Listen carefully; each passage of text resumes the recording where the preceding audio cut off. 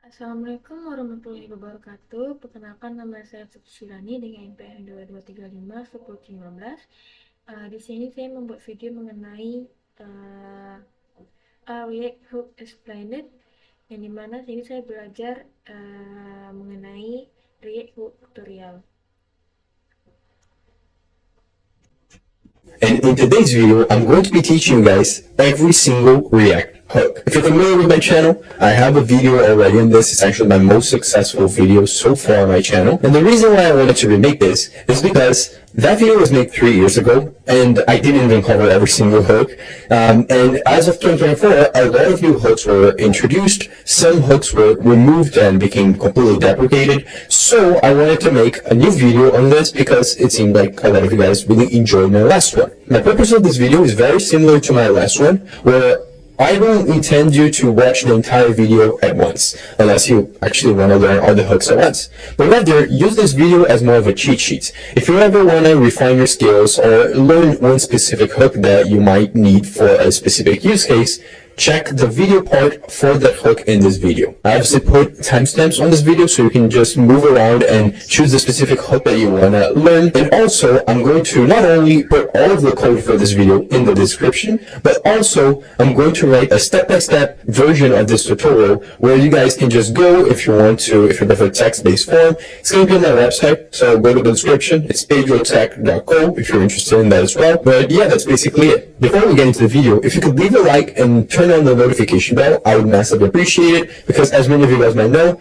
I'm returning back and posting videos. Never enjoyed posting videos as much as I am right now, so I would really appreciate the support that you guys can give me. So if you're interested in doing that, feel free to do so as well. So now that we're done with all of the intro, let's get into the tutorial. Okay everyone, so let's get started. Before we get into our first hook, which is going to obviously be the use state hook, the most simple hook that you can learn in React, I want to explain a little bit about how I'm going to structure this code base in case you want to just follow the examples by going to the code base in the description. How I structure this is I have this folder over here called hooks, and inside of it we'll have the example I'm using in the video for each of the individual hooks, also accompanied by any files that I use for the examples. So if you're interested in just checking out the use ID example, you can click on it and go in there. But in our case, we're going to start with the use state hook, and the way this file is structured is obviously just empty in the beginning, but we'll be including them in the app component as we go through the video, just to show them on our right over here. So let's get started with the use state hook. So if you are a complete beginner in React, you definitely heard of this hook, but I feel like this tutorial might help you even if you have already used the useState hook multiple times, in the sense that I will explain to you guys right from the beginning what's the purpose of a state, why you don't directly just get the DOM elements and edit their HTML directly like you would with normal vanilla JavaScript.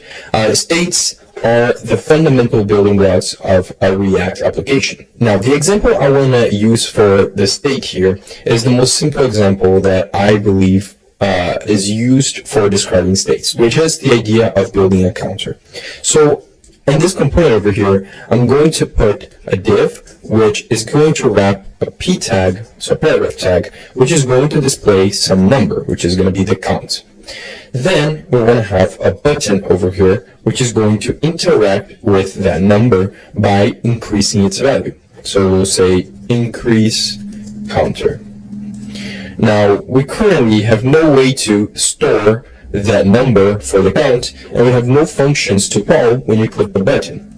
Before we create a state, let's just do it how we would normally do with a normal variable, as if you're playing around with JavaScript.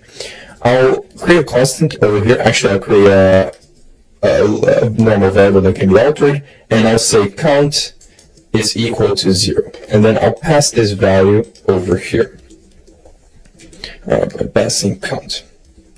Perfect. You see, now we see the count being 0.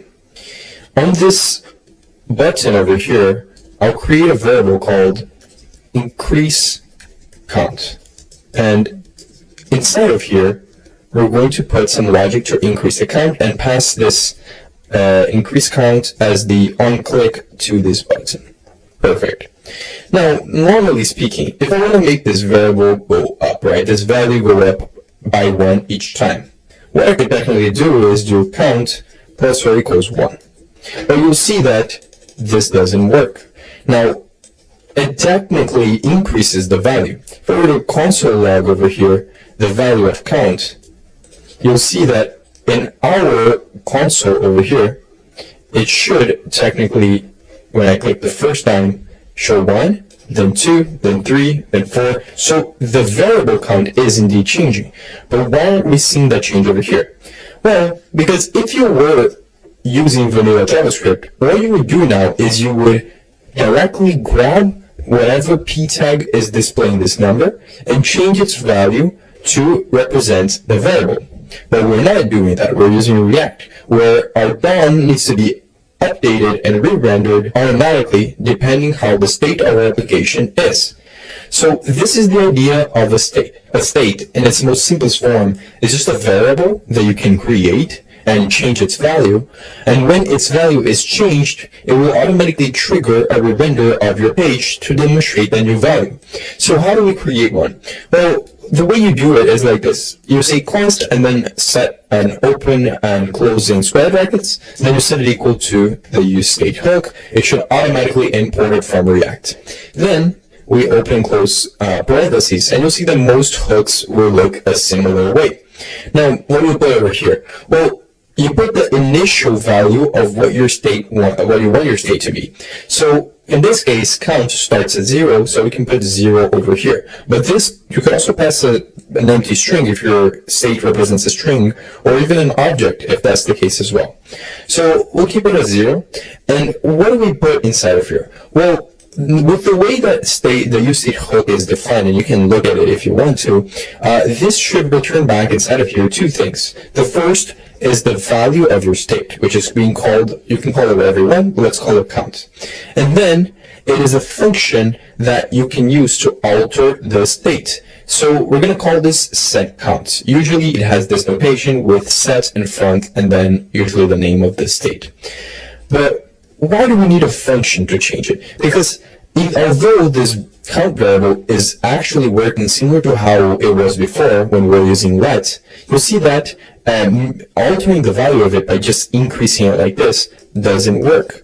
Because what you have to do is use this set count function and mutate the value inside of it. So we'll replace this over here and we'll open and close parentheses to call the set count function. Now what do I mean by mutating this value? Well, this function inside of here, it allows you to have a callback function inside of it. So a function that gives you access to the previous value of the state. So if count is 0 initially, the first time we call this prev value over here will be equal to 0. Now if we increase it by 1, the next time prev will be equal to 1. So what we return from this function is just the new value of our state with this alteration. So when we call increase count, all we want to do is get the previous value and increase it by 1. If we wanted to decrease it, we could subtract or multiply or do whatever we want with this. But in that case, we want to just add it. And by doing this, we'll ensure that we're altering our state in the correct way and thus making React actually trigger a re-render because it is using the value of that state inside of this component. So you see now, if I keep clicking on this, it will keep increasing. Now, one cool thing that helps you understand more about the React lifecycle is looking at our old console log, this thing over here, right? If we go over here, we see that initially it's supposed to be 0, and we're not console logging initially. We only console log when we click increase count. So we are setting the count to be equal to 1 over here as the first touch of the button, and then we're console logging. So you should assume that when you click on this button, we should see 1 because it increases by 1, and then it shows 1. But you'll see that it's always lagged behind. It seems like it will always be 1 behind, even though it's after the set count. And the reason for that is because we're console logging before the page decides to re-render to show the new state value. And thus, the state actually only changes value after it's done running this increase count function. So keep that in mind. If you were to do set count over here twice, you'll see what will happen over here. It increases by 2 each time, but it also the legs behind on both of them. See? So this is the most basic explanation of the use state hook. It will be the hook that we use for most of our other examples because it's basically the most simplest way of managing the state of application in React. Now, there's other examples that you can play around with, but I think that this should be enough to get you going to the next ones. Okay, everyone. Now let's go into the use effect hook, which is the second most basic hook in React, in my opinion. So I changed a bit the JSX I've had before. Instead of showing the state example, I'm showing the effect one. So if you're playing around with the code base, I would ensure that you do the same. So what is the use effect hook? Well, the use effect is one of the most powerful hooks in React, even though it gets a lot of backlash, especially nowadays. And as a beginner, you will mostly use it for doing stuff like fetching data from an API immediately when your page renders. So what the use effect hook does is it lets you run code after the component renders, depending on a set of circumstances. So if I had a state, for example, and I wanted to run a function every time that state changes a value, I could use a use effect for that. If I wanted to run a function every time someone goes into my website for the first time or renders this page for the first time, I could use a use effect for that. Now, how is that going to look like? Well, the example I want to give to you guys is the idea of fetching data from an API immediately when you go inside of the website. Now, I'm going to be using a public API that you guys can access. It is the JSON placeholder API. It just returns fake data for users. In this case, we're accessing data for like some posts. So like as if you're in Facebook making some posts. But the idea is that we want to go into our website over here, and when I first render the page, I want to run a function that will fetch this data and display it in my screen. Now, keep in mind, doing this inside of your use effect is one of the methods you're going to be using a use effect for the most as a beginner. But as you grow older in your React journey, you'll see that there's more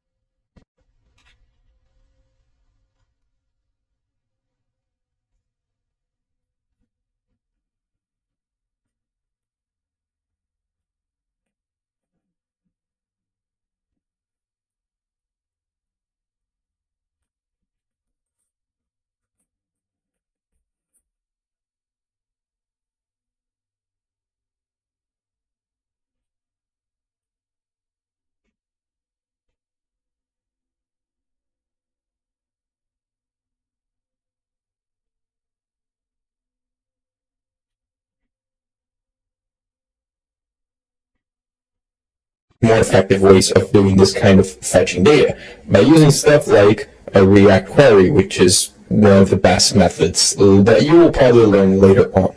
But let's get into actually building the use effect to do that. Well, the first thing we need to do is have a way to display that data. So I'm actually just going to display the data of the posts by creating an h1 tag over here saying posts, and below it, I want to have an unordered list, which we're going to loop through the data that we get back from this API request and display the list items for each individual post, right? So to do that, I want to create the use effect hook.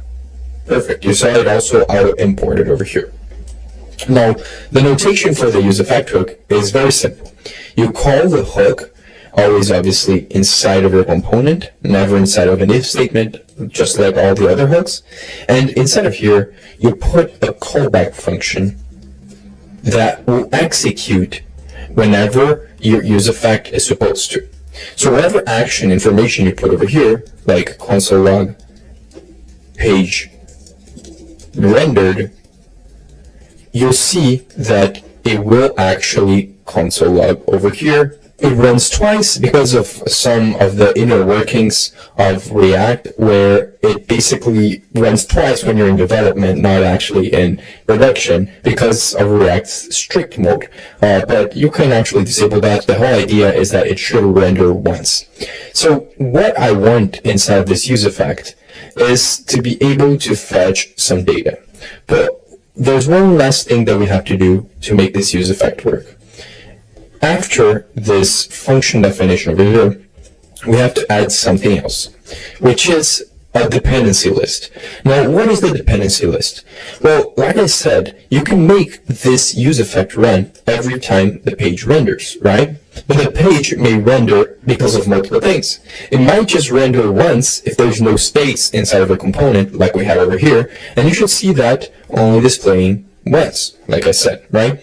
But if I wanted to run this use effect or this function every time another state changes its value, then I would add that state over here. We'll get to that later on in the video, but there are multiple reasons why you might want to put like data over here. You could run a console log every time a state changes its value, and you could put that state as part of the dependency list. But in the case where we only want to run this once when the page renders, we want to keep it empty like this. Now, what we want to do is we want to fetch data from the API, right? So I'm going to come over here and I'm going to say fetch, and I'm going to put the JSON placeholder API link over here, and I'm going to actually use promises in this tutorial. So I'm going to say then I'm going to say, I'm going to grab the response from this .then, and I want to turn that into its JSON format. And then I'm going to put another .then that will convert this into actual data. So I'll grab the JSON, and I want to do something with that data. Right now, let's just console log that data so you guys can see. Actually, I need to do JSON. And perfect. Now you should see that we get the console log over here with all of the data from the API. But how do we display it in our component? Well, we need to use what we learned in the previous hook, which is the useState hook, and utilize a state for this, because we want to have a variable in which when its value is changed, which means whenever we're done fetching the data, we want to re-render the page to show its value. So when I come over here and I want to create one state for the data that we got back from the API. So we'll say data and set data, and inside of this use state we need to put an initial value. So this will return a list of posts. So the initial value for this will be an empty list. Perfect.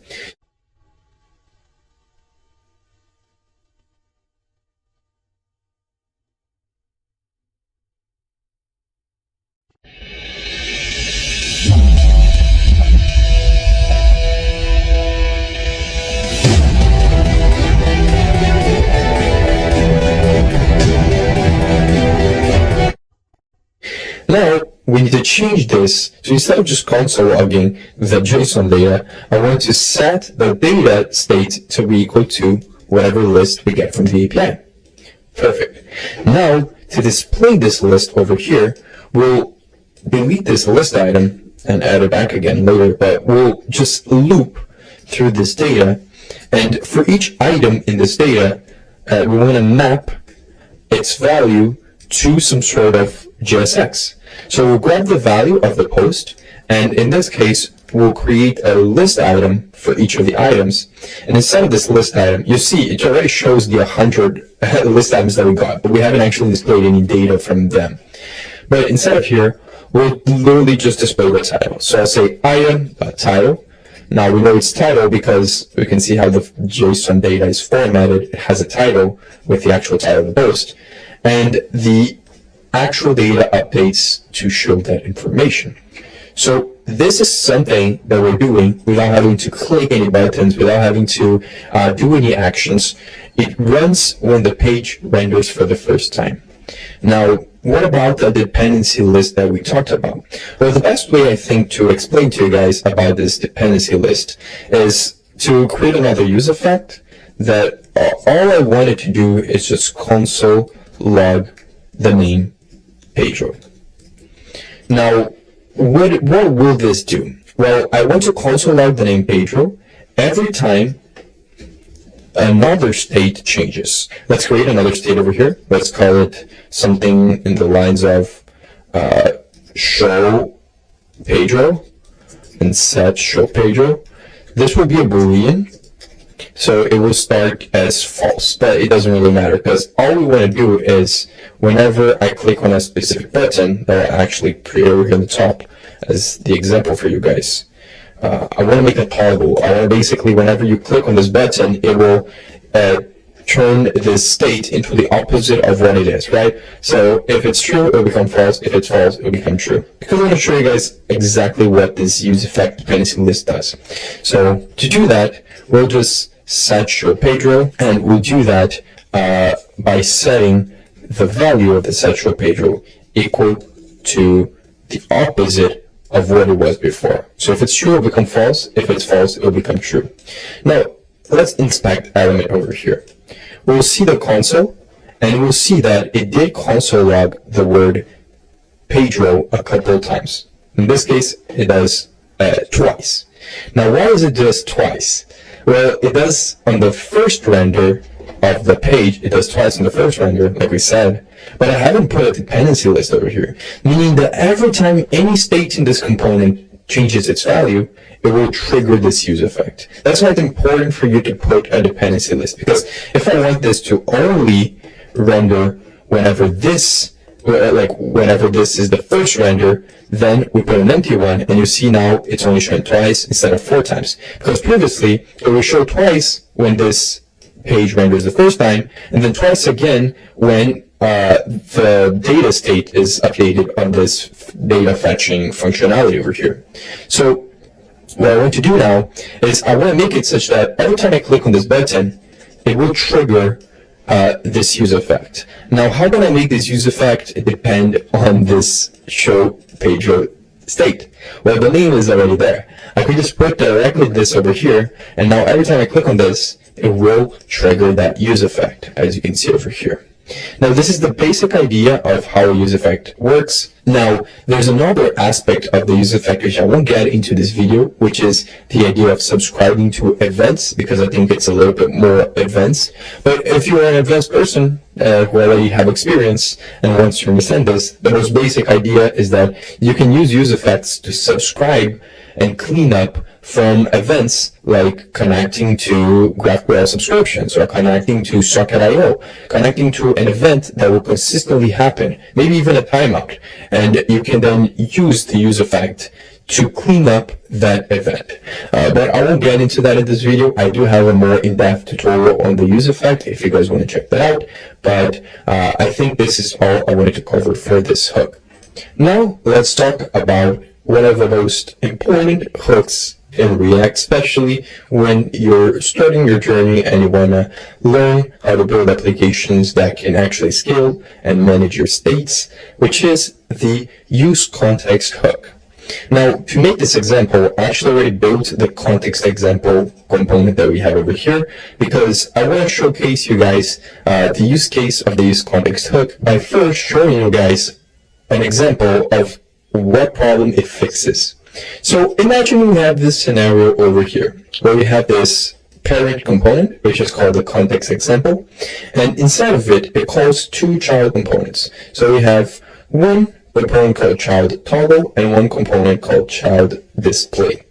Now, both of those components do different things. There's a state called isToggle over here, which starts off as false, but depending on its value, it will show this text either off or on. And how we alter that value is by clicking a button that exists inside of the child toggle. And you'll see it does update that. Now, you might have noticed that both components utilize this isToggle and set isToggle state over here that exists on the parent component. So to actually access that information, for example, in the child toggle, I need to access the set is toggle function, and in the child display, I need to access the is toggle value. I need to pass that information as part of the props to the child, right? And imagine later on, you might need this information, this state that exists on this parent, on child components inside of this two child components. So imagine I have another component over here that would need this is toggle state. So I would have to pass it as prop as well. Now, what this does is it opens your app for some organization issues. It introduces a topic that is known in React as prop jailing, which, for example, if I wanted this grandchild component to access this toggle, but I didn't need this is toggle as part of the child display component, I would technically need to have it being passed as props to then pass to this. So it's prop drilling because you're drilling this prop through this component without it actually needing. Only the grandchild needs it. But because of how it is set up right now, you would have to do that. But it also can cause a lot of unnecessary re-renders of components. Because remember, if I'm passing something as prop, that means that every time that value is changed, it will trigger a re-render of this component. Meaning that even components that don't need to be re-rendered would be re-rendered just because they have the value as props. So how do you do this? How do you make it such that every single child of this context example component and even the childs of them have access to some sort of store that contains all the states from this component? Well, that's where the use context hook comes in and the idea of managing your states through the context API. Now, before we write that, I want to point out, as a beginner, I recommend learning the context API for state management. But as you learn more and more about React, there are countless others libraries and solutions that you can implement. The most well-known ones are Redux, Zustand, React Query. There's a bunch of them. I have videos on a bunch of them as well if you want to check them out. But I definitely think learning the context API first is definitely the recommended. So how would we make it such that we don't have to pass this information as props? Well, the first thing we want to do is create what is known as a context. So I'm going to come over here and I'm going to call it const, and I'll call it the global state context. So I can call it whatever I want, right? Usually you call it depending on the context, but in this case over here, I want to make it such that all the components below this will have access to the state, so I want to make the state be global. So I'm going to call this create context by using the create context function from React. Now, I won't pass anything over here. I can pass no if I want to, but this won't matter. What matters is that now I can use this context that I created and wrap it around this whole context example component that I have. I can pass in the global state context and press that and make a provider out of it. Now, a provider is like you're telling React which components you want to provide this global context to. So everything that exists inside of here will have access to the composition of states that you want to put inside of this context. Now, how do you put the states inside of here? Well, you pass a value to this provider. In our case over here, we only have one thing that we want to pass, which is both the isToggle value and the set isToggle function. Those are the only two things that we really need. So what I want to create here is an object that will pass these two informations. So I'll pass the isToggle and I'll pass the set isToggle. But if you had multiple states that you want to have to be accessed globally, you can also include them inside of this object over here. Now, this means that I can just delete both of these props, because what happens is now, I'll also delete it from here, sorry, and from here as well. Because now, if I want to access both the set isToggle and the isToggle on these two child components, all I have to use is the use context hook, and you will grab values from the context that you provide it with. So in the child toggle, I want to grab the set is toggle function. So I'll say const, set it equal to use context, and I'll pass the context that I want to put inside of here. So I want to grab states from this context. That means that I can indeed grab the set is toggle directly from this use context. I'll do the exact same thing here with the child display, but instead of grabbing the set is toggle, I'll grab the is toggle. And you'll see that the whole app still works, even though I'm not passing anything through props. Now, this is the beauty of using a state manager, because you're able to create states that you can then use in multiple layers of your components. The example we gave before is the same. If I wanted to access this is toggle on a grandchild component that I create and call inside of here, I could technically just call this use context on there as well. And usually, I'm making all of these components in one file. Usually, you obviously have components in their individual files. So I would have a file for this child toggle and one for this child display. Technically, usually, you would export this global state context and just import it into all of those files, and you would put this on the top layer of your components, because everything that is inside of it, everything that this wraps around, will have access to the values that you put over here. So this is the most basic example and explanation of the use context hook that I believe. Now again, if you want to get more into how to manage states and scale,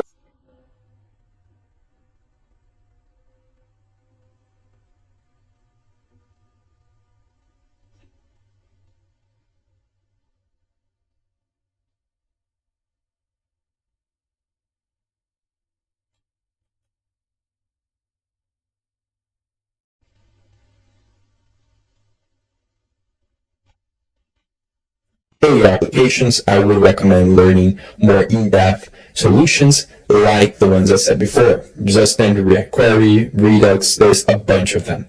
So yeah, that's basically it for the use context hook. Okay, everyone, we just finished learning the foundational hooks of React. Those three are the ones that I believe are the most beginner ones, the ones that you definitely need to understand. Now we get to a stage where we're learning a bit of the additional ones, where it's not the end of the world if you don't actually learn them.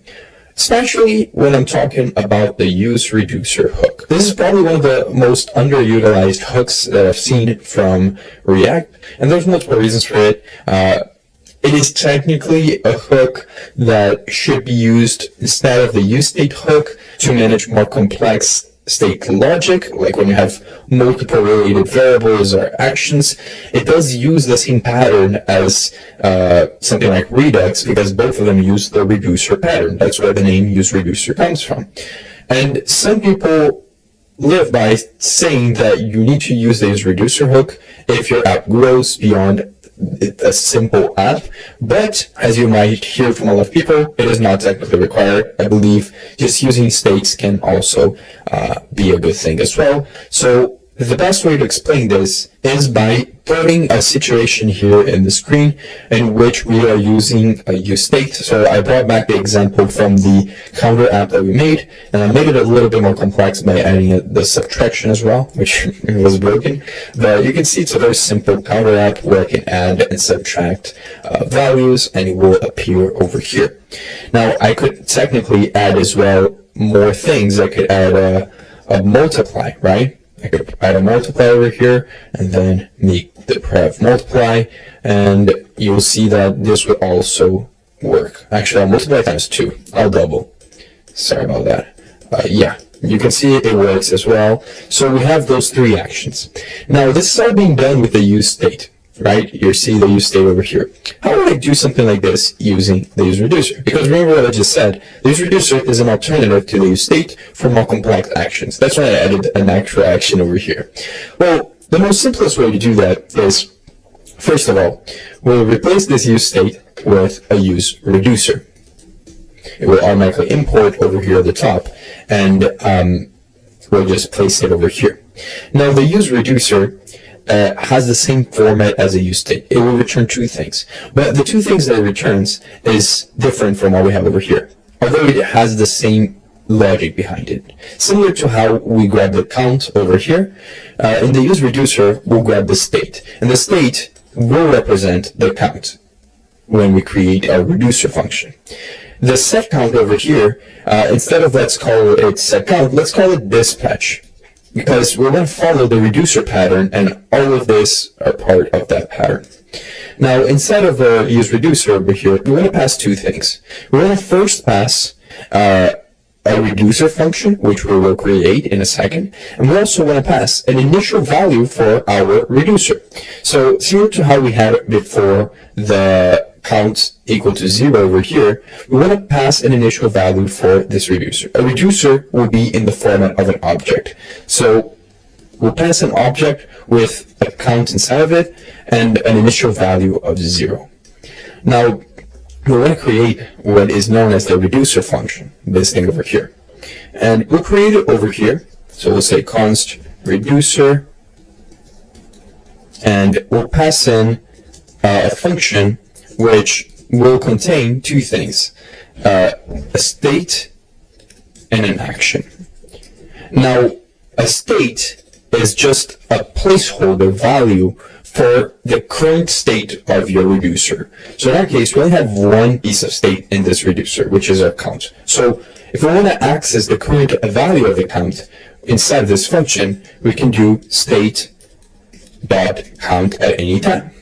Now, what is the action? Well, when you want to change this state in any part of it, you can dispatch actions, and those actions should be handled inside of this function. So, for example, over here in our set count over here, instead of calling set count, we'll just dispatch an action, and we'll give it a type. For example, in this case, it's the increment action because we're incrementing. So we're not actually handling the logic of increasing or decreasing or doing anything inside of this. We're going to do all of that inside of this reducer function. And if I want to subtract, I can do the exact same thing, but by calling a dispatch of type decrement. And I'll do the same thing for double over here. We'll call it double.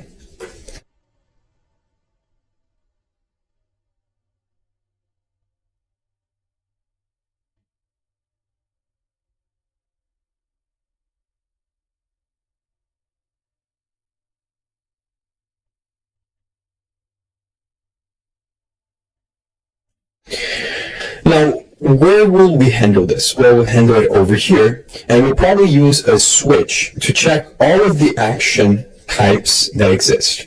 So, it's actually action type. So, we'll come over here, we'll pass in the switch statement, and we'll check for all the cases. When the reducer function is called, we'll check for the case of the increment action. And if that's the case, we want to return what the value of the state is going to be like when this action is dispatched. So remember, the reducer state looks like this. It's an object containing all of the states that you want to have inside of this reducer. In that case, we only have one, which is the count.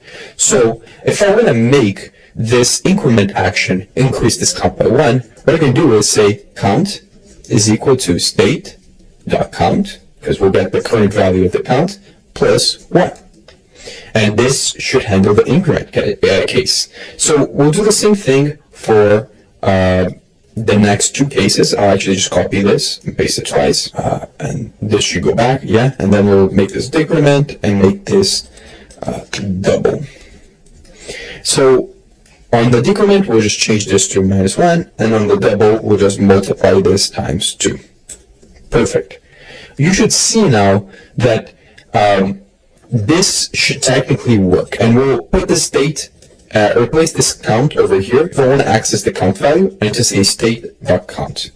And you should see that this does work. It's the same thing as we had before, but instead of using a use state, we're using this new hook called the use reducer, which definitely seems like a lot more work. I know a lot of you guys might be thinking that, but again, this is an alternative to the use state if you're more familiar with something like Redux and the reducer pattern. And this specifically also acts pretty well if you have multiple values on the state. For example, if this reducer was for a user, and the user had a name, it had an email, an address, it had multiple pieces of data that might want to be manipulated, you can actually keep all of the logic for manipulating this user directly inside of this single function, and then just dispatch dispatch those actions over here. It might simplify everything. But one single case that I want to put before we leave is you do want to handle the case in which you accidentally dispatch something that doesn't exist, right? If I were to put a name over here that doesn't exist, I think this will break. Yeah, you'll see it breaks. So we want to put a default case over here. And in this case, let's just console log no reducer type. No, not action type. Now, what happens is, even though that name is over here, we should see that console log happening. And you can obviously throw errors, you can do whatever you want to handle that case. It doesn't really matter. I just wanted to add it because you don't want to have a switch case without a default to. So this is the basic idea of the use reducer hook. Okay, now we're going to talk about the use ref hook.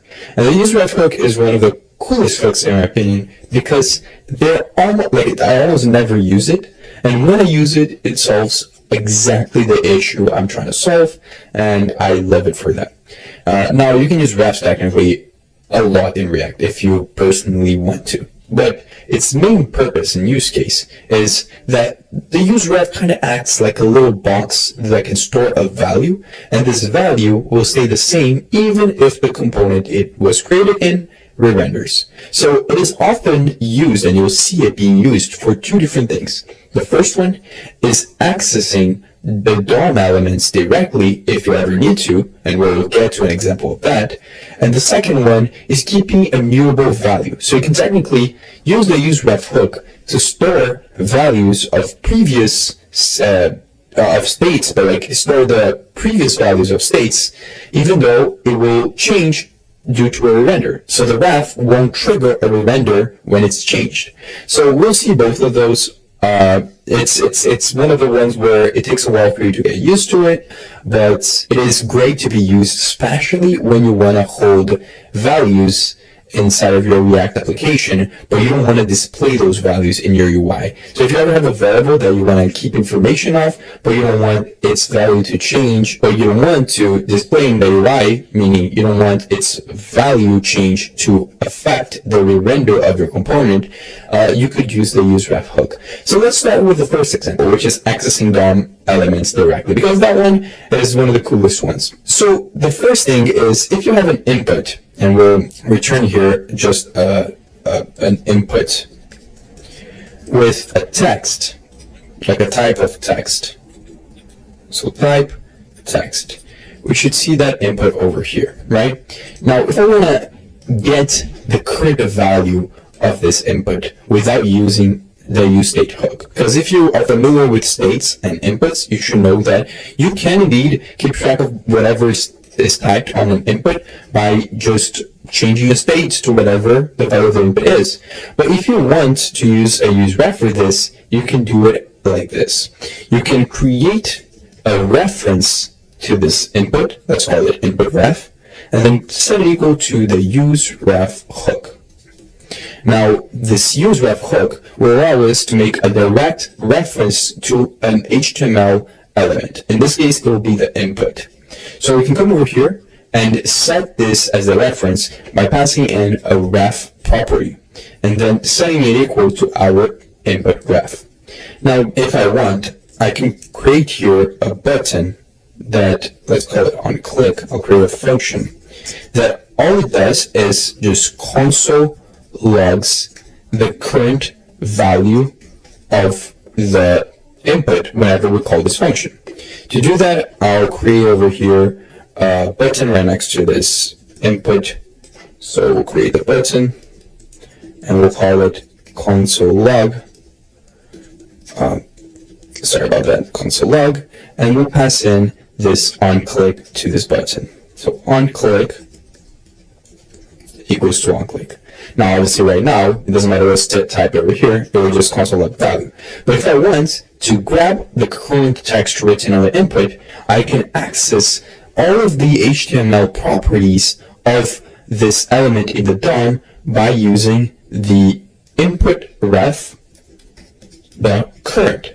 And this .current allows you to see all of the information from a ref. And the best part is that whenever you update a dot current of a ref, which by the way is literally what a ref is an object with a dot current inside of it, with a current property inside of it. Whenever you update this current, it won't cause a render, and we'll see that. But in this case, if I wanted to console log the value, I can just say input ref dot current dot value, and you'll see that if I click console log now, it should actually put the information of this input. So it allows you to grab specific things from the DOM. Now, another thing that it helps you do, that is, people love to point this out, is focusing, right? You can call functions that are primitive to the HTML element. For example, if I want to focus on this input, whenever I click on this button, I can just say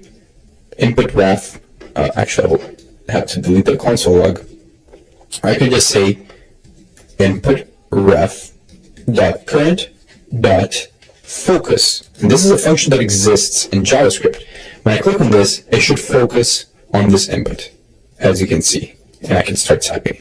So this is the most common example of a use ref. But if you remember, I just said that if I change a value inside of this input ref, it won't trigger a render. For example, if I wanted to change the input ref dot current dot value, right, which we know represents what is currently typed on this input, I want to change it to the word Pedro. You should see that when I click console log, which right now shouldn't even say that, but when I click this, it will change this thing to actually say Pedro. But if I were to create a use effect over here, right? Remember the use effect? If I were to create a use effect that updates, and it will trigger this function. We're not going to put a dependency list. It will trigger this function every time the page renders, and we console log the text page re-rendered. You should see that obviously it console logs initially. Then I'll type this once, and I'll change it to Pedro. Even though the UI changed in a way, it didn't trigger a re-render. If you were using a state for this, it would definitely trigger one. So this is the main two use cases of a ref. Another use case is keeping count of the previous state of a state. So the previous value of a state. So I'm going to show you guys what this means. Let's create a state here and use the example that we've been using throughout this whole tutorial. We'll create a count. So a counter state. We'll start at 0, and we'll call it count and set count. Now let's change this to have a p tag that will display that count, and we'll say just straight up count. And then we'll have this button, which, like before, we'll just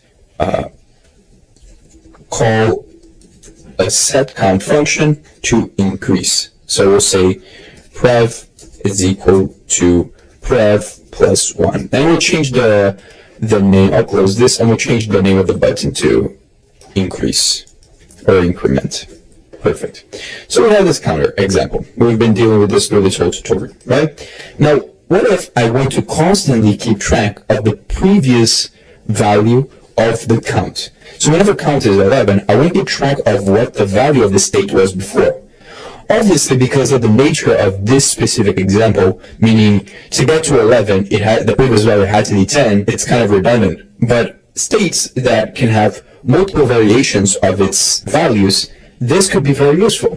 Now, if I wanted to do that, what I can do is, first of all, set up a use effect that will be called every time the count changes, and we can do that by passing the count to its dependency list.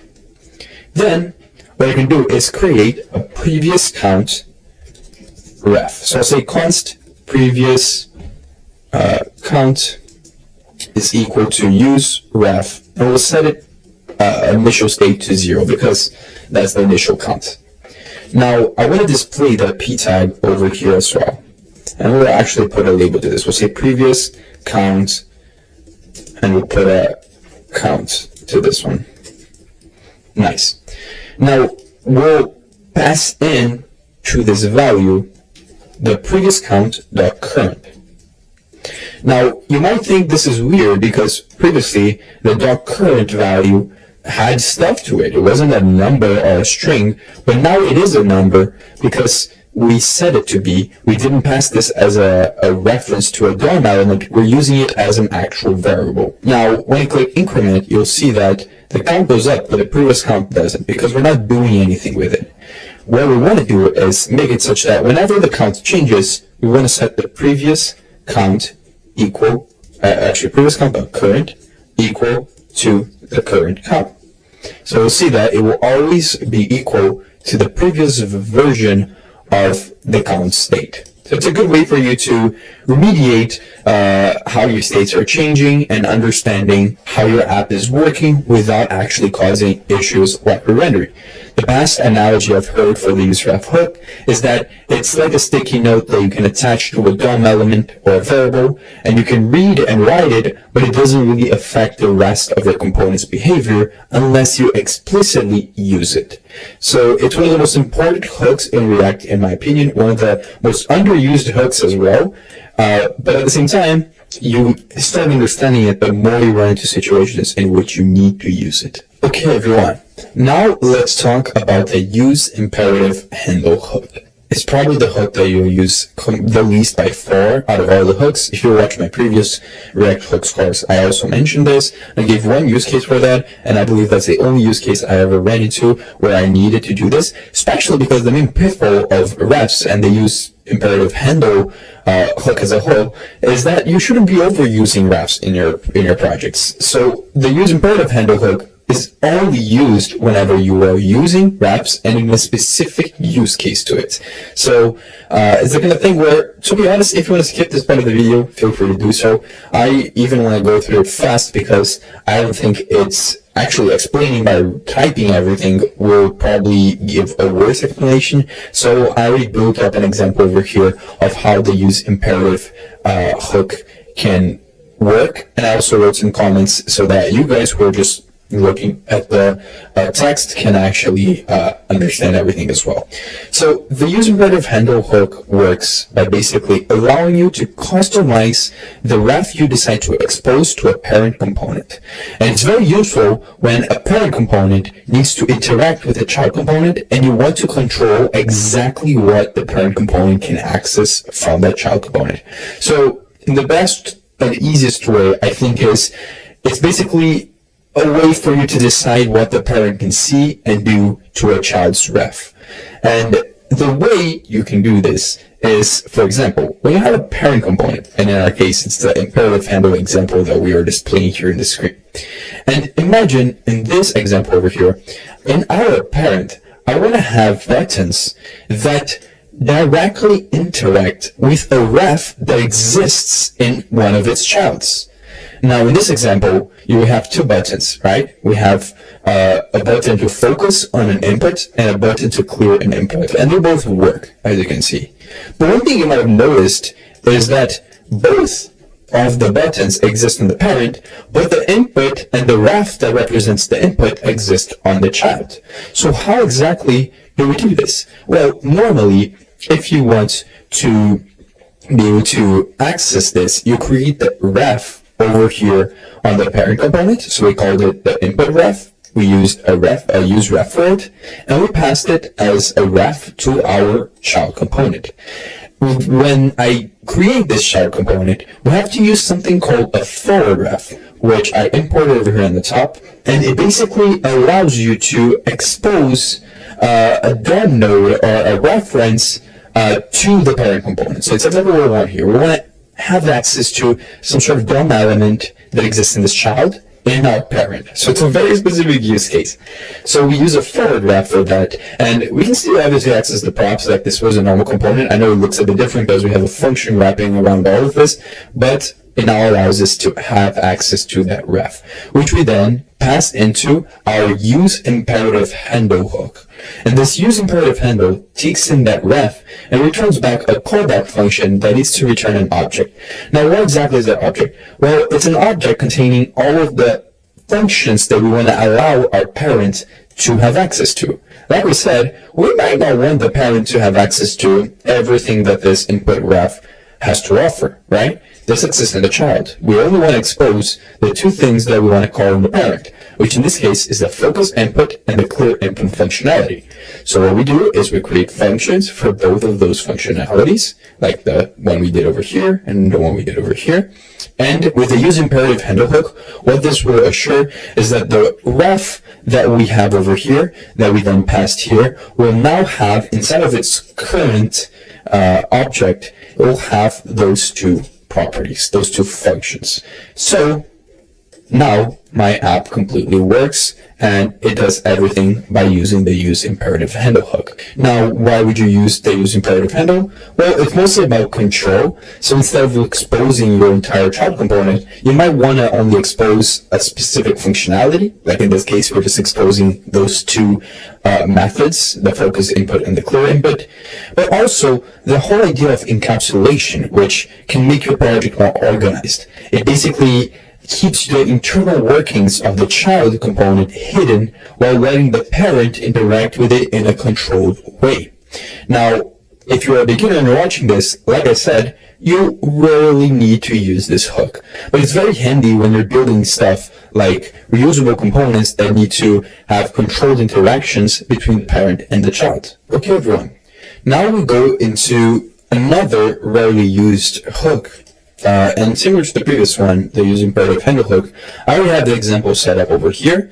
However, I will go over each of them because I feel like it would just be a waste of time to actually type everything out when I feel like the explanation would be better if everything is already set up.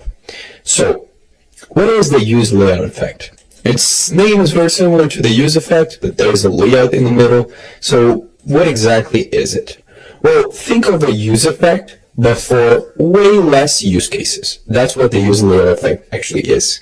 It's basically a version of the use effect that will execute before the browser repaints the screen. So it will execute and run synchronously after all of the DOM mutations that occur, but before all of that UI is painted into the screen of the user. So this means that this use layout effect hook is very useful for tasks that you need to measure or manipulate the DOM immediately after changes, ensuring that the DOM is in its final state before you paint the screen. So in this example we have over here, we have a very simple box, which we would basically just type to resize me.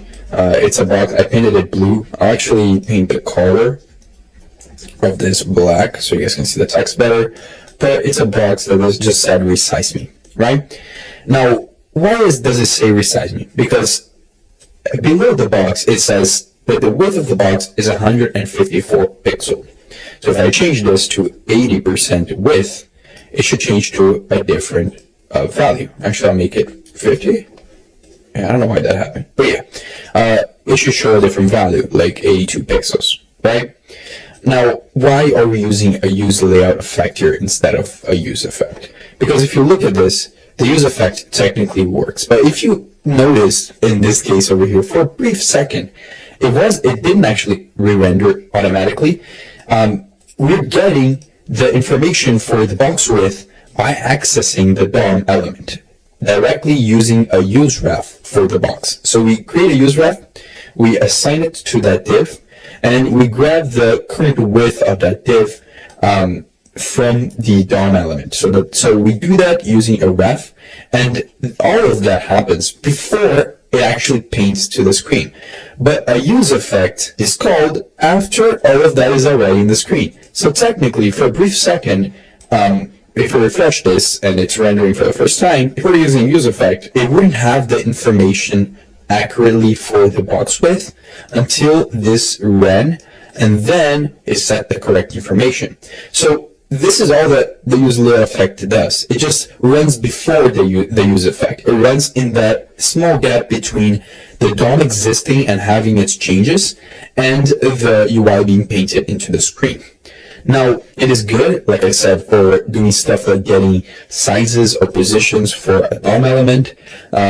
And it's good as well for synchronous DOM updates when you specifically need to update a DOM element and avoid flickering or incorrect measurements. So in this example, if we're using the use effect instead of the use layout effect, this will have to run twice because the page will have to run twice because the use effect will be rendered first without this action, and then it will trigger the set box with because it would get the information, and then it will render again. It will cause a little flicker that we saw. We don't see it anymore because everything is very stable. But if I were to change this, maybe let's go to 90 again. Yeah, we didn't see it, but imagine in a larger scale project, you should see it. And the use layout effect allows you to have access to a specific part of your component lifecycle. Now, you might be asking, why not always use the use layout effect? Won't there be thousands of situations in which you might want to be doing your changes before you paint to the screen? Well, the official React documentation recommends against it. It basically says that it blocks the browser from painting until it finishes, which can hurt the performance of your application if it's overused. So they specifically recommend that you use the use effect for all other tasks and only use the use layout effect when you need exactly the use case that I mentioned in this example. So if you're a beginner and you're looking to use the use effect for stuff like data fetching, logging, you really don't need synchronous execution, then if that's the case, just stick to the use effect. But if you want to deal with positioning and DOM element widths and sizes, use the use layout effect. Okay, everyone, I'm going to talk very briefly about the next hook that we have over here, the use insertion effect hook. The reason for it is because even the React documentation only recommends you to use this hook if you are an author of a CSS in JS library, meaning that if you are an author of a library that uses CSS styles and deals with all of that, then this would help you massively. But if you're a normal React user who don't do that, you'll probably be better off using other alternatives, like, for example, the previous hook that we talked about, the use layout effect, and the use effect hook. Now, why am I even including it? Well, because this is a full course. It's an updated course on my previous course, which I did around 3 or 4 years ago, and I will include everything, including things that I don't think you guys would technically need to use, but if you guys are interested in going to this timestamp of the video and watching this, feel free to do so as well. So what is the insertion effect hook? So the use insertion effect hook is basically, like I said, specialized hook that runs synchronously during the rendering process, but differently from the use layout effect hook, it runs just before the mutations are made to the DOM. So it is designed for cases where you need to insert styles, meaning CSS styles or style tags, like we have in this component over here, into the DOM during rendering to ensure that they're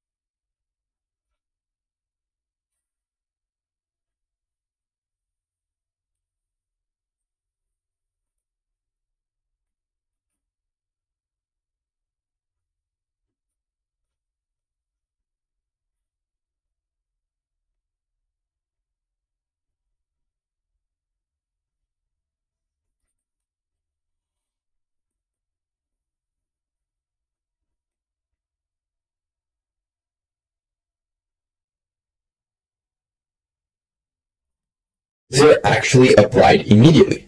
So you can see that you'll probably never run into a situation where you need to do something like this, and you will much better off using the other alternatives. But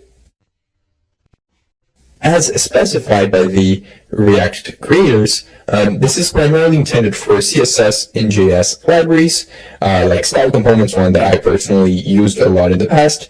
And the reason why they benefit from using this is because they're able to inject critical styles into the DOM before the browser even attempts to paint the UI. So this will avoid situations where a component briefly renders, but without any of the styles, and then it flickers to the component with the styles. So it's similar to the user led effect in the sense that it will prevent those flickers, but this is specifically talking about styles. So I'm not gonna go too much detail with this example over here, but we see that we have here a div, and in this example, we're using the use insertion effect hook to style this div, which basically just means setting a color for the text and like setting a background color to blue.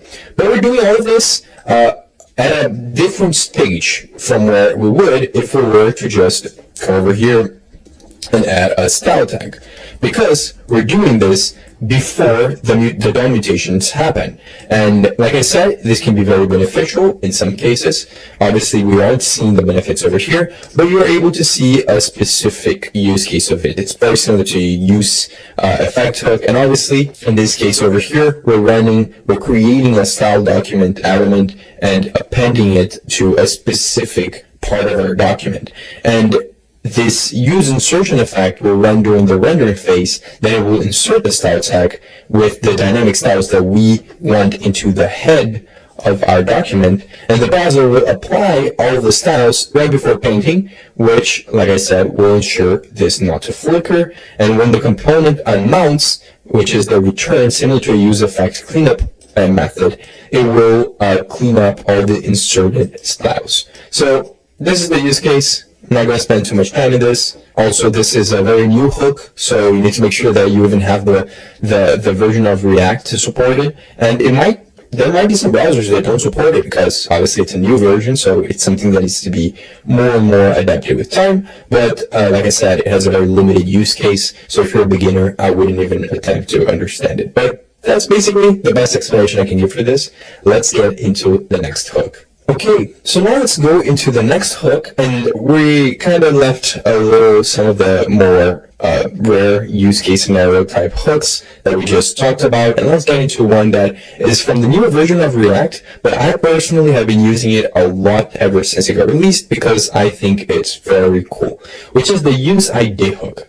Now this hook in React basically generates a unique and stable ID that we are able to use for elements in our component. So this is great for a variety of reasons. If you're familiar with accessibility, you want to have your app be very accessible to everyone. So you use something like you create an ID for an input and you link a label to that input. And this is very common by doing something like this, where you set an ID to an input, and then you set an HTML4 to a label that links to this input. In this case over here, we have a name label and the specific input that would take the value for the name, right? Now, what does the use ID hook help us with? Well, by generating unique IDs, we ensure that we have unique IDs across the server and client rendering, which is critical for server-side rendering apps like Next.js and other libraries that does some server-side rendering. So as you get familiar with server-side rendering, you'll notice that this is extremely important, and this hook that they provided with works seamlessly. It provides this ability to ensure consistency and stability across the renders of your components, and it will prevent any type of ID collision between your labels and your inputs. Now, we have here, as an example, how we used to do this is we would just set an ID and an HTML4. Obviously, they're the same since we're linking both this label to this input.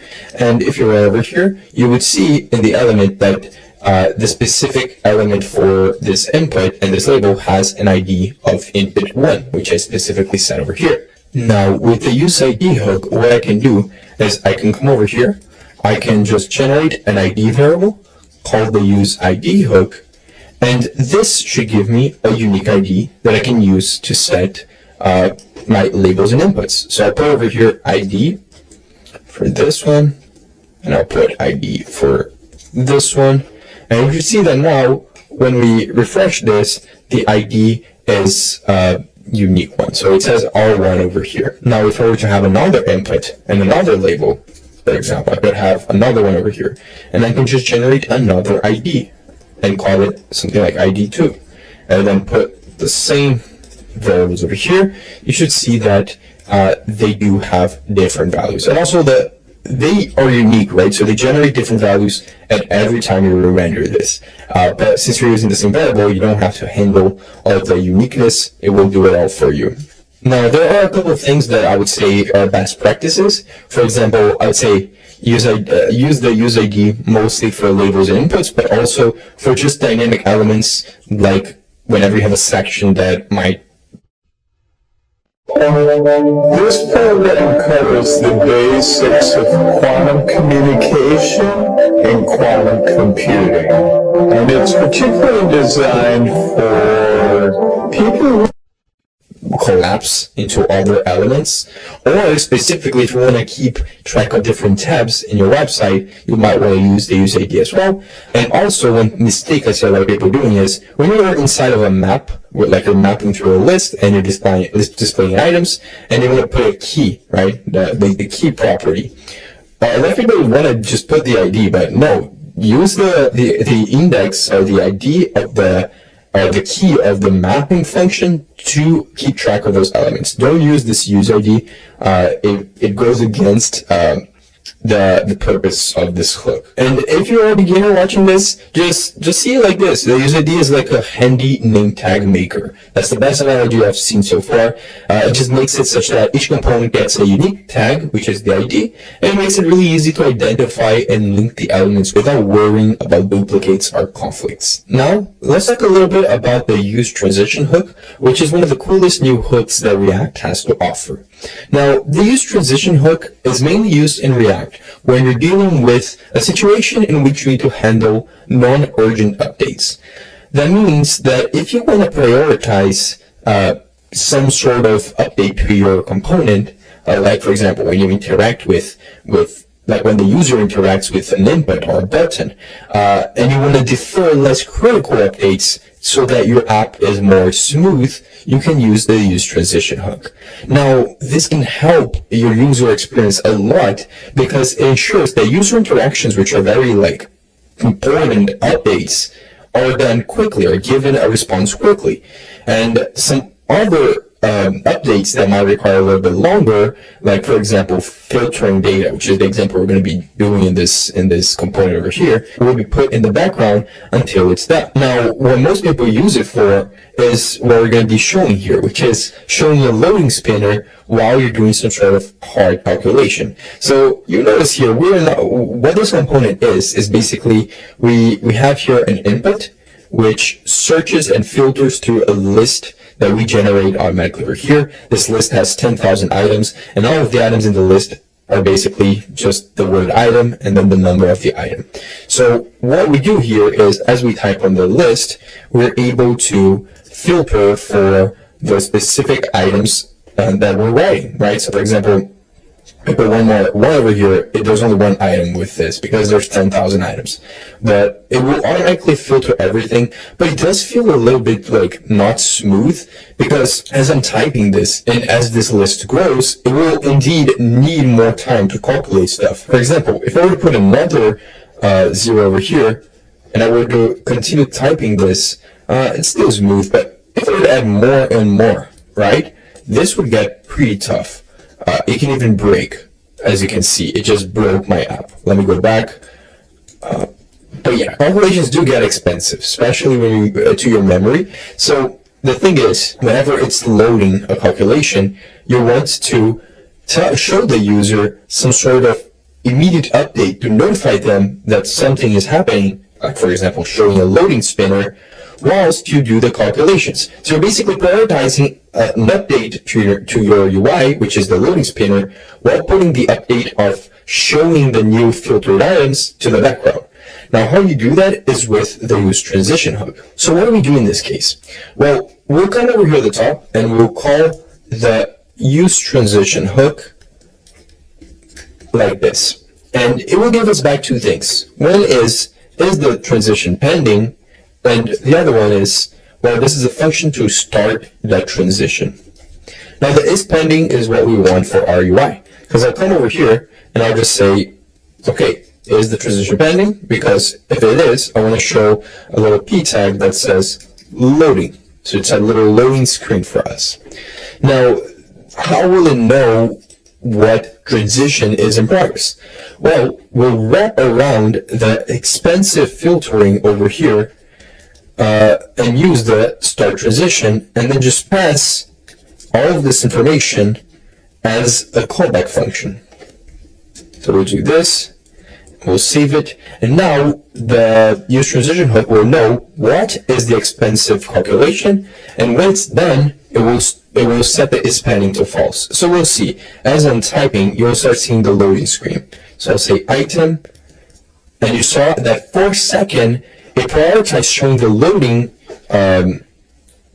text before showing the actual filtered items. Because if I wasn't doing this and I wasn't using the use transition hook, it would just show me whenever it was ready. But in this case, it will show a loading screen, and it will continuously show whenever it requires time to load stuff, which at the end it doesn't require that much, but in the first time you type item, it does require, because it's looking through everything, right? So this is the basic example of why you might want to use the use transition hook. I use it a good amount. It keeps interactions with the users pretty smooth. It avoids UI freezing during expensive updates, and it overall just improves the user experience because it shows loading states when usually previously I couldn't show loading states, or at least I didn't used to, because I obviously use loading states when I'm fetching data from an API. But with something like this, where I'm filtering data and doing everything on my code, I don't really have alternatives other than this, or I didn't used to. So I do think it's great, especially for situations like filtering, which is the most common use case I've seen. Now, if you're a beginner and you're watching this, I would say that the easiest analogy to understand the use transition hook is that it allows you to put less attention to the important work, which is in this case filtering the items because it takes longer, and put immediate attention to an easier thing to just show to the user, so that users get immediately happy with what they're seeing. They're seeing something happening, they're seeing the loading screen, while the complex and hard thing is being done in the background. So I personally think it's especially useful for improving performance and improving user experience in large or complex apps. Now, let's go over the use deferred value hook. This hook is extremely similar to the previous hook we just explained, the use transition hook, but it has some minor differences that completely change the use case of it. We're going to be using the same code example as before, because I feel like it will help explain the difference between them, but in its core, the use deferred value hook, it helps you delay updating a value until the app has time to process it. It is specifically useful for smoothing performance when the current value is updated too frequently, like when you're typing on an input to try to search and filter for a list, and you're typing too fast, which makes the state update a lot, meaning that it might cause issues with the performance of how your states are, or how your components are updating. So the main characteristics of this hook is that it will allow React to prioritize rendering the urgent updates, like the user typing, but it will also delay less critical updates to avoid blocking the main thread of your application.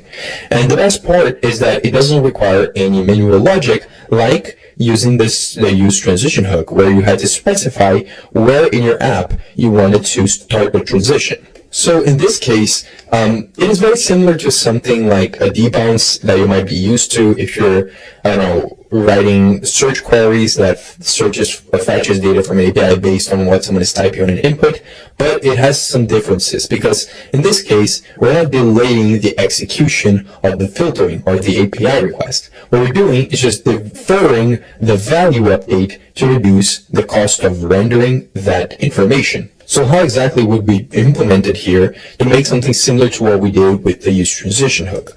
Well, what we would do is we would say use deferred value over here in the top, and then we obviously have right here an input, and we have a query variable, right? It represents what we're searching here. So we'll put 2, 3, this goes to the query state.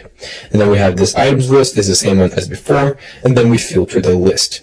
Now, what I want to do is, when we do this calculation here, right, the items calculation, the filtering, I want to, instead of using this query variable here to basically check to see if this item is included in this 10,000 sized list, I want to create a deferred version of this query. I'll say deferred query, and I'll set it equal to the use deferred value hook and pass in the query.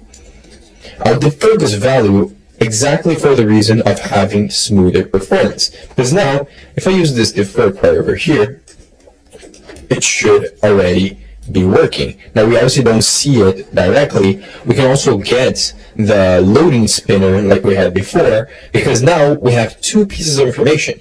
We have the query and we have the deferred query. And we'll know that the loading screen will only be the case, it's only loading the data if the query is not equal to that deferred version of the query, the one that is waiting to be done with the calculation until it's set. So we can just ask if query is not equal to deferred query, then we can show a loading screen. So we'll say a p tag and then loading. And again, this is crucial for when you're dealing with complex operations that would benefit from reducing the cost of rendering. And it's mostly with like something like typing fast, like I'm trying to do right here, but it will actually not make you run into issues where it's taking a lot of time to filter through that list. Now, you might still be wondering, how is this different from the use transition hook? Well, it differs in what it does, when to use, and how it works. Because what it does is it defers a value from propagating immediately, when the use transition hook, on the other hand, defers the state to update or render some sort of task. And then on the part of when to use, you would probably use the use defer hook whenever you're working with frequently changing values, like this input. And it just happens that the example used for the use transition also involved typing on inputs, but the use transition is mostly used when you specifically need to render heavy UI or updating a specific state. And finally, the way you use it is different, because this will automatically delay the value. When the use transition hook, you need to specifically wrap whatever you're trying to calculate around with the start transition function. So this is one of the most useful ones, I think, from the new hooks that we have so far, together with the use transition hook. I think there are things that a lot of people probably didn't realize would really benefit them and their projects. And React is really handing down the whole part of improving performance, because that's definitely something that will help React in the long run. Now, let's talk about the use sync external store hook that was recently introduced in React 18. Now, to explain this hook, I made this example component over here, which is a very simple component that just fetches data from the Pokemon API and displays the list of Pokemons. Now, we're going to change this hook to be using the use sync external store, but in order to do that, I want to just explain a little bit about what this hook is. Well, the use sync external store hook is designed to let components be able to subscribe to external stores, like, for example, global state libraries or custom state managers, in a way that's very safe for concurrent rendering. This was introduced in React 18 to solve issues with concurrent rendering when you're dealing with situations like this. It ensures that your component stays in sync with whatever external state you need, and it avoids issues like tearing, which is basically when your rendering is inconsistent during updates. Now, the use sync external store hook looks like this. You'll create a variable called state, and we're not currently implementing this example. I just want to show how the hook actually looks like. But we'll create a variable called state and set it equal to the use sync external store. And then this hook, you need to pass technically two things, but you can also optionally add a third thing. The three things you need to add is, first, a subscribe function, so we'll have to create that, which will register a listener for any external state changes. Then you will also pass in a get snapshot function, which we'll also create, which its main purpose is to return the current state of a store. And then there's also the optional thing that you can pass here, which is a function called get server snapshot, which this is specifically meant for when you want to provide a snapshot for server-side rendering. So in this example that we have over here, what we're going to do is create a custom store that will fetch the Pokemon data from the API. It will update the state and notify all subscribers of the store when the data is ready. This means that you can create a store for some sort of API data and have a lot of components subscribe to the store so that they can be synchronized with how the data is updating. So how would we do it in this case? Well, I'll create another file over here instead of a use sync external store folder, and I'll call it the Pokemon store.js. Inside of here, I'm going to create the things that I need for this, like the subscribe and the get snapshot. Since I'm not using server-side rendering for this, I'll remove that. But we'll create those and we'll import it on this file. So the first thing we want to have a store for something like this logic of fetching Pokemons is creating a state variable. So we'll create a state, and it will be an object, and we'll have one piece of information, one property called Pokemons, and it will be an array. And we'll call this the initial state.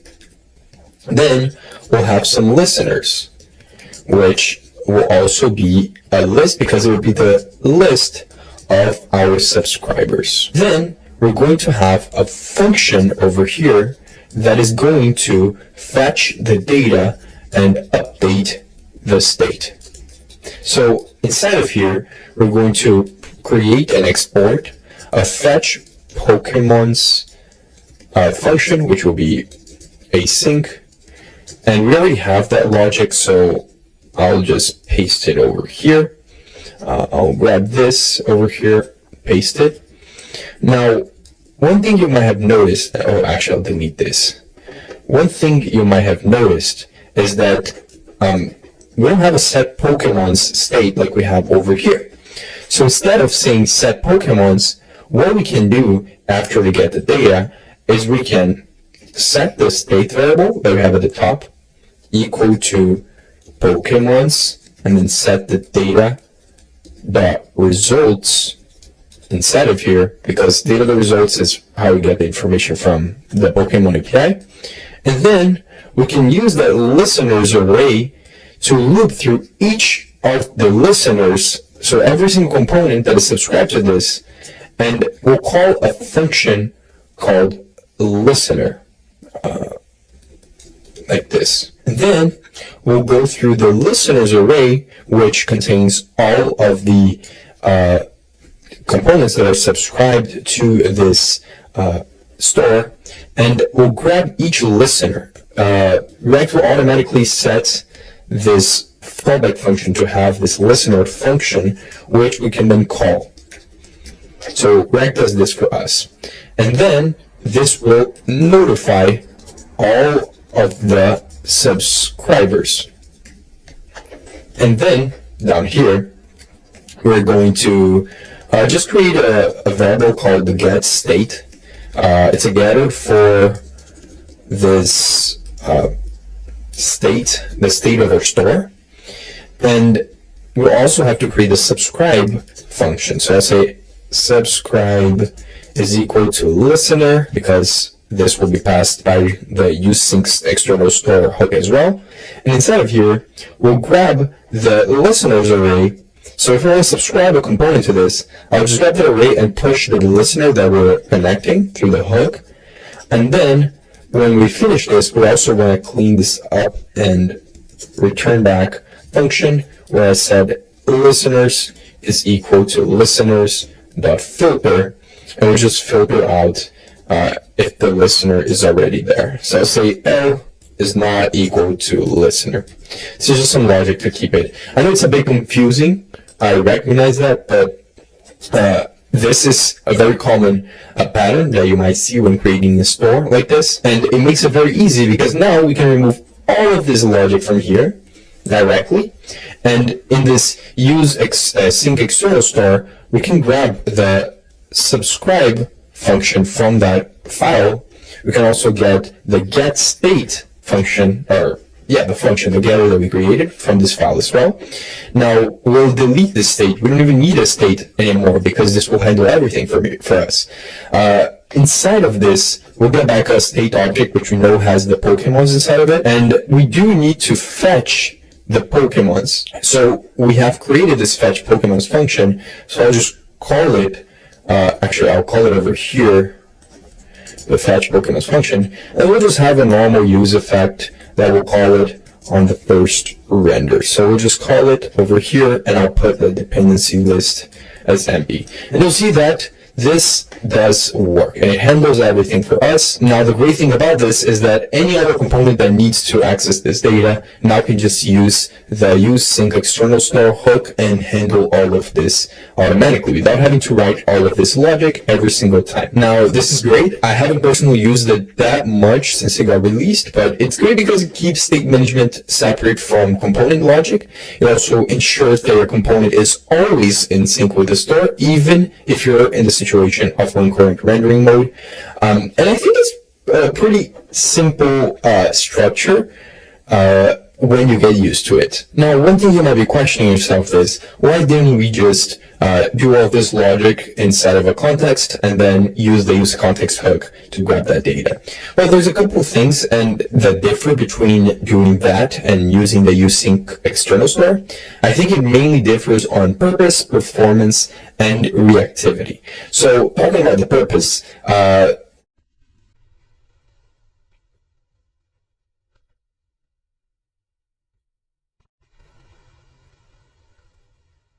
use sync external store, like I said, the purpose of it is just syncing React components with some sort of external store.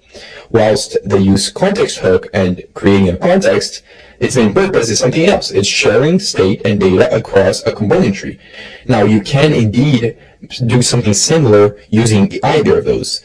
But where it becomes very different is the performance, because with the use sync external store, it's specifically optimized for React's concurrent rendering, and it will avoid unnecessary re-renders. Whilst the use context, every single component that is consuming the context will re-render when the context value will change, which in some cases might cause performance issues.